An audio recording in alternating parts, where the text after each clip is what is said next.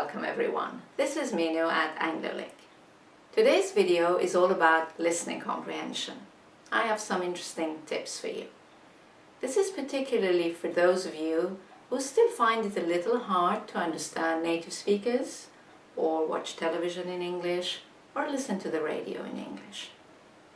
I'll be telling you about some specific aspects of the English sound system and some speech patterns that native speakers use that can make listening in English a little bit of a challenge. By the end of this video, you will have a really good understanding of where the difficulties that you might be facing come from and what you can do to overcome them and really improve your listening comprehension. So, when you're ready, let's begin. Right, today I'd like to share 3 keys with you that will really improve your listening comprehension of native speakers. Let's look at what these 3 keys are. The first thing is to understand what makes native speakers hard to understand. The second key is improving your own pronunciation. And the third key to improving your listening comprehension is learning primarily with your ears rather than your eyes. Okay, let's start with understanding what makes native speakers hard to understand. There are 2 main reasons for this. The first one is the great number of vowels and diphthongs in English. And some of these are very similar to each other.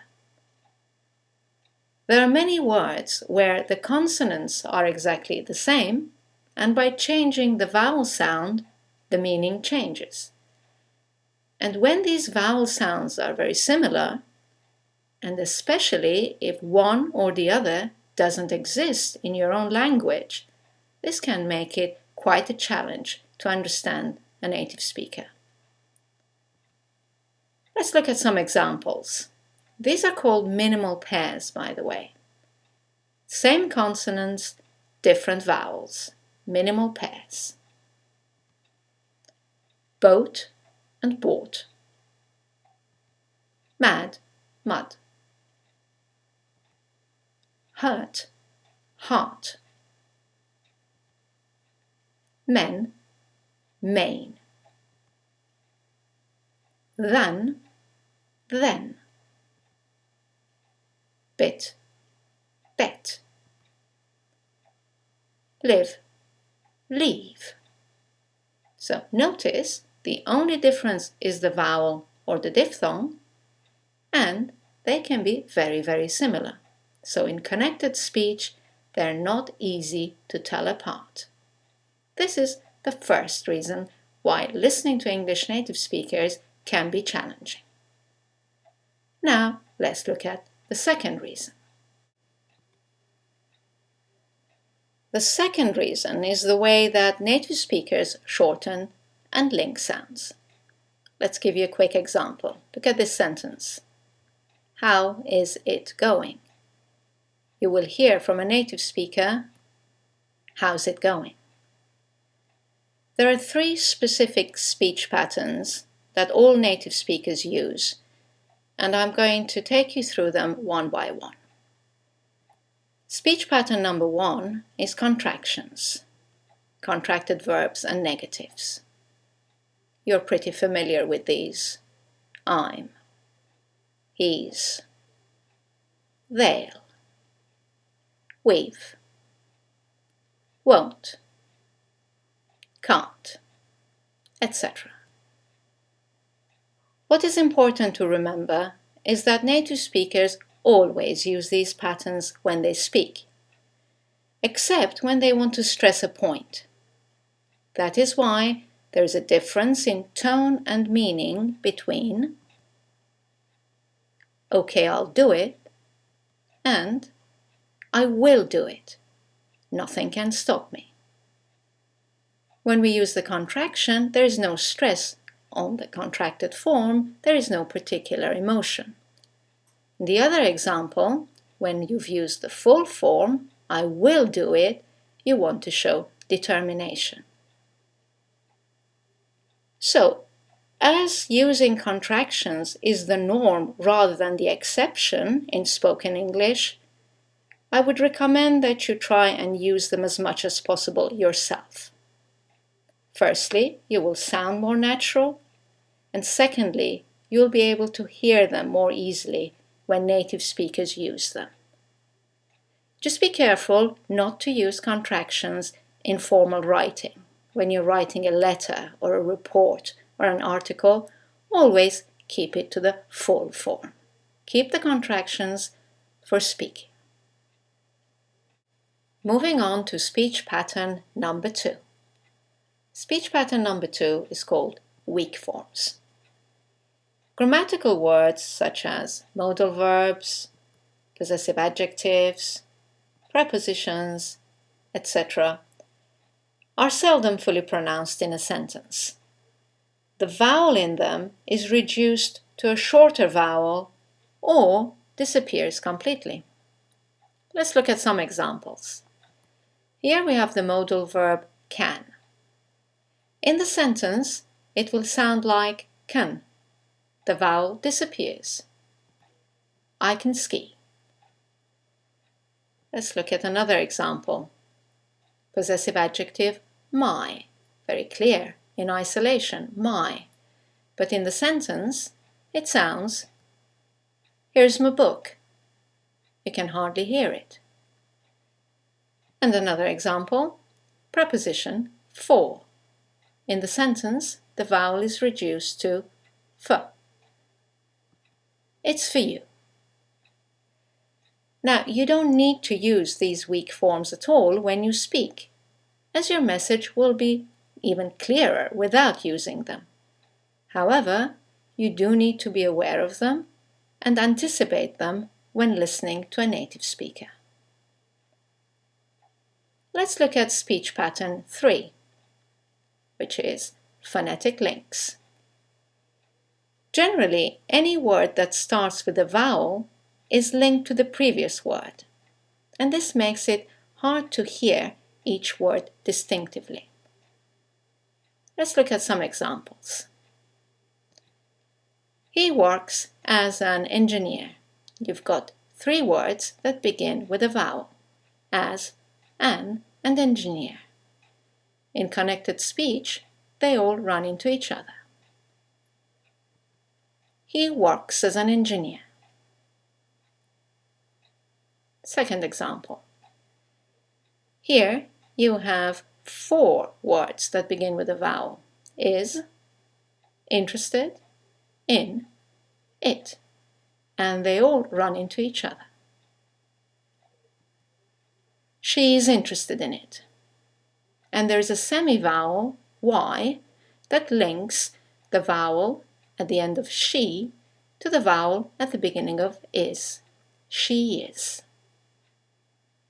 And our third example, 2 words, one ending with a T, the next one starting with a T, they run into each other, and then 2 words starting with a vowel, an, amazing.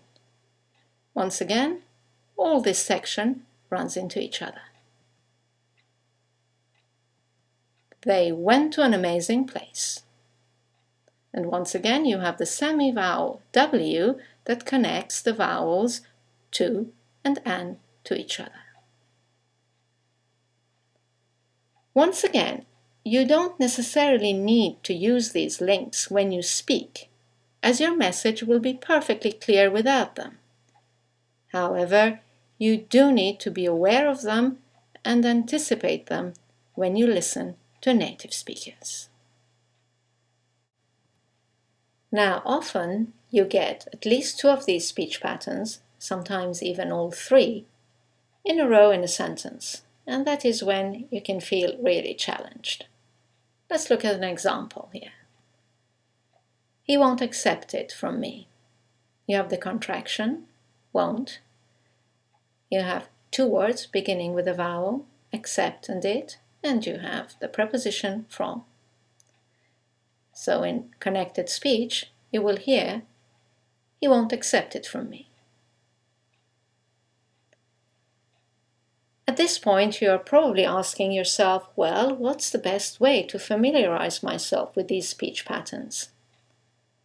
I think the best way is transcribing audio files.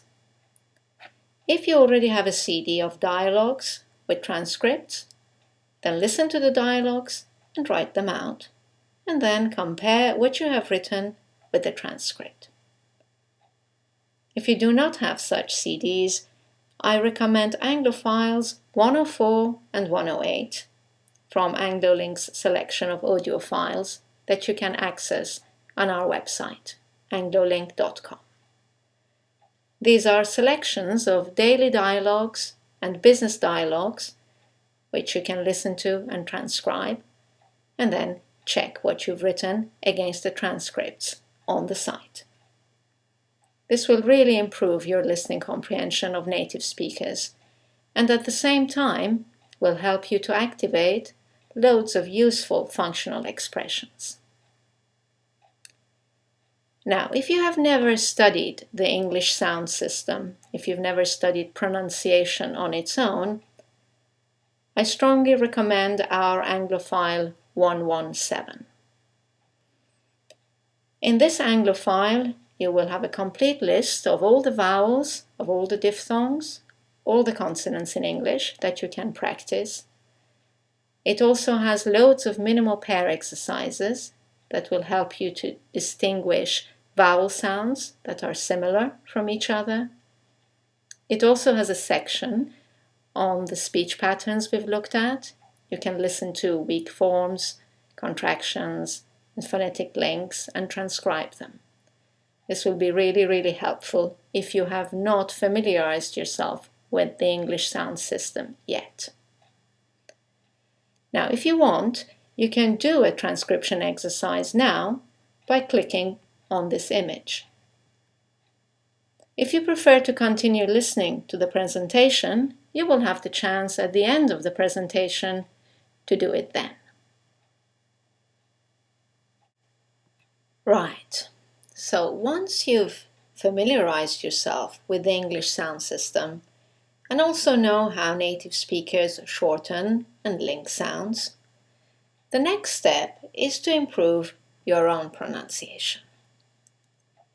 Clearly, if you're mispronouncing a word because you learned it by reading and guessed how it was pronounced, then it is likely that you will not catch it when you hear it. There are two common traps if you have guessed the pronunciation of a word by reading it. The first common pronunciation trap is believing that two words with the same spelling will have the same sound. Let's give you an example.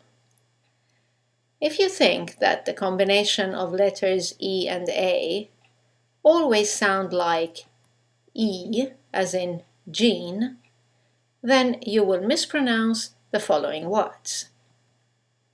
Great, hear, learn, instead. So, this is the best example of the same combination of letters, EA, having 5 different sounds. Another tricky letter is the letter U. If you imagine that the letter U always sounds like U, as in put, you will mispronounce the two following words, judge and furious, because the letter U is sometimes U, many times A, and occasionally U. Okay, let's look at the second common pronunciation trap, which is word stress. In many languages, the strength of your voice is spread equally among the syllables in a word.